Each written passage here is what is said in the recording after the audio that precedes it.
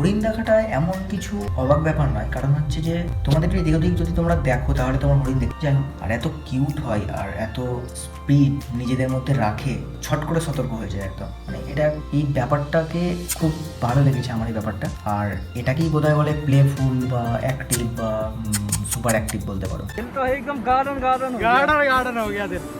তারপর আমি মধ্যপ্রদেশে এলাম। হরিণ একবার দুবার দেখেছিলাম, তবে মধ্যপ্রদেশে এসে আমি বিড়াল, গরু, মোষ যেগুলো নর্মালি হয় সেগুলো আমি খুবই দেখেছি। দেখো সব প্রাণীর মধ্যে একটা ডার্লিং ডার্লিং ভাব থাকে, আর মানে ডার্লিং মানে ভাব মানে বলতে চাইছি কিউটনেস ব্যাপারটা। ওই ডার্লিং ডার্লিং ভাবটাকে তোমরা যে করতে শেখো, আর আমি ওটা ছোটোবেলা থেকেই করি আর তোমরা করো। মানে ওদের কিউটনেস, প্রাণীরই আমাদের মধ্যেও মানুষের মধ্যেও একটা খারাপ ভালো ব্যাপার আছে, তো পশু পাখির মধ্যেও একটা খারাপ ভালো ব্যাপার থাকে। ওদের মধ্যে খারাপ ভালোর মধ্যে একটা কিউটি কিউটি ব্যাপার থাকে, তো ওইটাকে তোমরা একটুখানি কী বলে ওটাকে নিতে শেখো, অ্যাকসেপ্ট করতে শেখো।